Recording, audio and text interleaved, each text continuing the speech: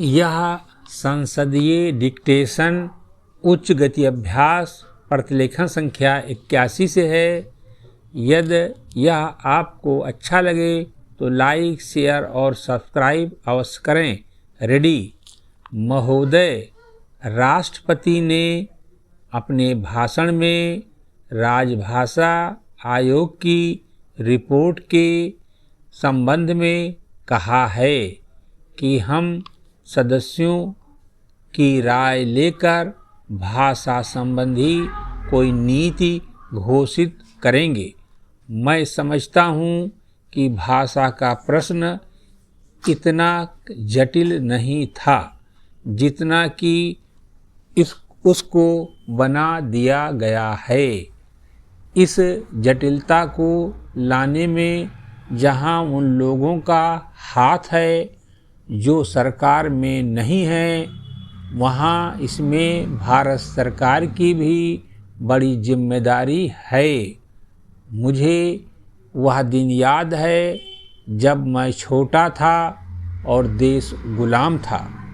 उस वक्त महात्मा गांधी हिंदी के संबंध में चर्चा करते थे और उनकी कृपा के फलस्वरूप और उनके प्रयास के फलस्वरूप सभी प्रांतों में हिंदी की सभाएं खोली गईं और वहाँ हिंदी का प्रचार किया गया। उस समय हम अंग्रेज़ों के गुलाम थे और अंग्रेज़ों ने ही हमारी राजभाषा अंग्रेजी घोषित कर रखी थी। तब हम अंग्रेजी से दूर थे और हिंदी के निकट थे। लेकिन आज जब हमारी अपनी सरकार है, अपना शासन है, हम हिंदी से दूर होते चले जा रहे हैं। एक समय था जब देश में हिंदी के संबंध में एक मत था। जब देश स्वतंत्र हुआ उस समय हिंदी के संबंध में घोषणा हो जानी चाहिए थी, लेकिन उस समय सरकार चुप हो गई। पैरा। अब जो देर हो रही है इससे भाषा संबंधी समस्याएं बढ़ती जा रही हैं। मैं नम्रता के साथ सदन के सदस्यों के सम्मुख यह निवेदन करना चाहूँगा कि कितनी विचित्र स्थिति है कि आज हमको अंग्रेजी भाषा का मोह पैदा हो रहा है। आज हिंदी देश की मुख्य भाषा है, इसमें कोई दो मत नहीं हो सकते। यह सबसे अधिक बोली जाने वाली भाषा है।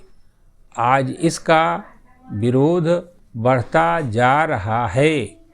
कुछ ऐसी बातें हो रही हैं जिससे मालूम होता है कि हिंदी का विरोध प्रादेशिक भाषाओं से है, लेकिन ऐसा नहीं है।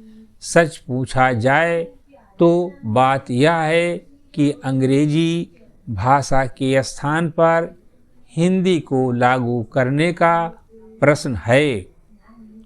प्रांतों में काम प्रादेशिक भाषाओं में हो, किंतु केंद्र में तो हिंदी भाषा भाषियों को और कुछ जो अहिंदी भाषा भाषी लोग हैं उनको यह गलतफहमी हो रही है कि हिंदी वाले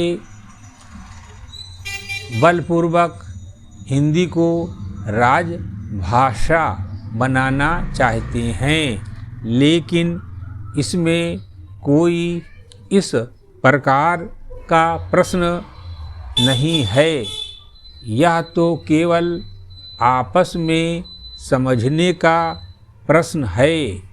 किसी स्वतंत्र देश में ऐसा नहीं है। समाप्त।